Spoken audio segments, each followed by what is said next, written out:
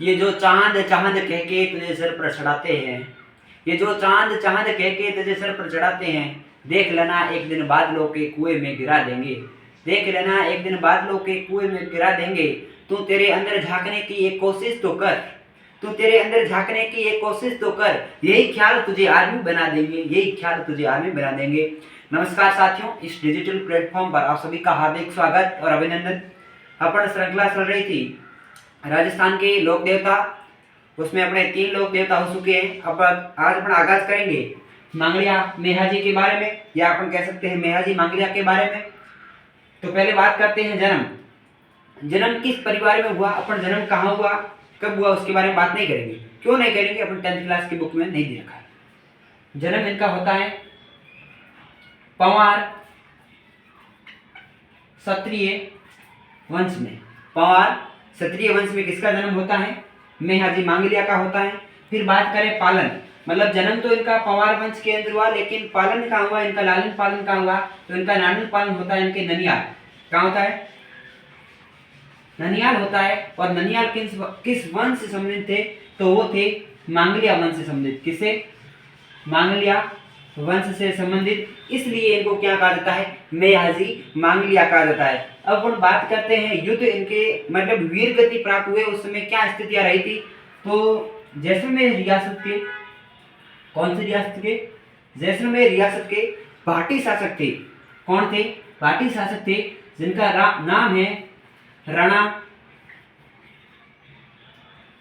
राव गंगदेव। राणा राव गंगदेव किसका नाम है, जिनके साथ में युद्ध करते हुए क्या हो गए, वीर गति को प्राप्त हो गए। कहाँ के थे, जैसलमेर के राव राणा गंगदेव के साथ युद्ध करते हुए क्या हो गए थे, वीर गति को प्राप्त हो गए थे। फिर बात करते हैं इनका मंदिर कहाँ है, तो मंदिर है बापाणी फलोदी के अंदर। कहाँ है, बापाणी फलोदी के अंदर इनका क्या है, मंदिर है।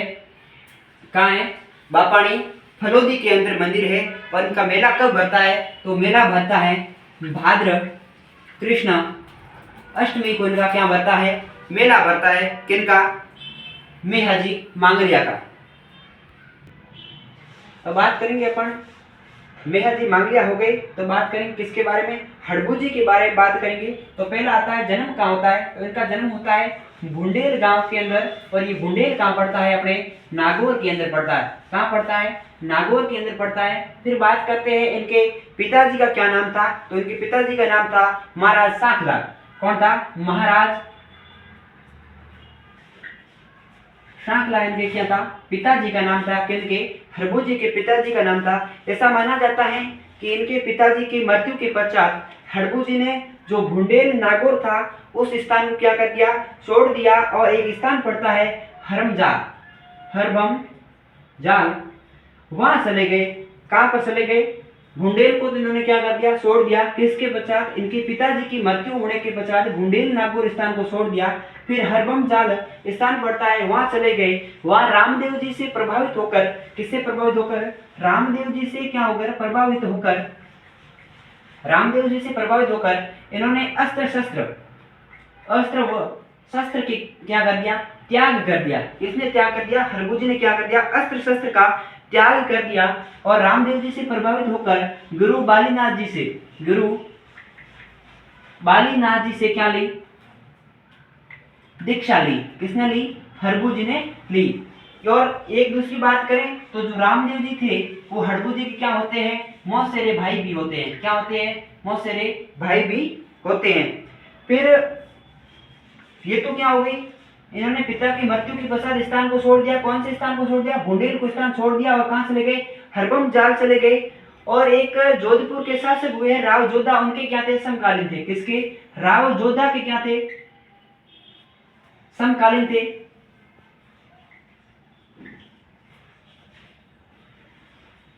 और आगे बात करते हैं, राव जोधा ने इन्होंने बेनटी गांव दिया। कौन सा गांव दिया, बेनटी गांव दिया। किसको दिया, हड़बूजी को दिया। किसने दिया, राव जोधा ने दिया।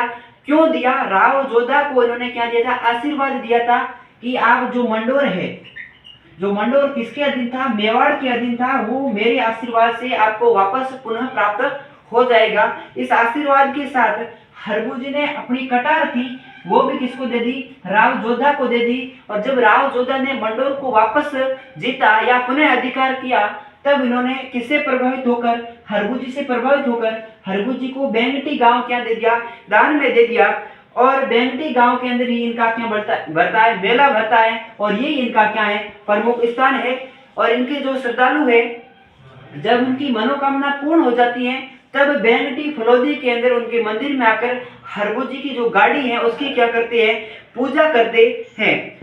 नमस्कार, थैंक यू दोस्तों। आज अपन यही समाप्त करते हैं। अपन जो पंचपीर थे वो कंप्लीट हो चुके हैं, और 10th क्लास की बुक के अंदर 2-3 लोक देवता और बसे हैं। एक तेजा जी बसे हैं, एक देवनारायण जी है, एक मल्लिनाथ जी है। लगभग इतनी बसे हैं, और जो 1-2 और होंगे तो वो भी कर लेंगे। जय हिंद, जय भारत।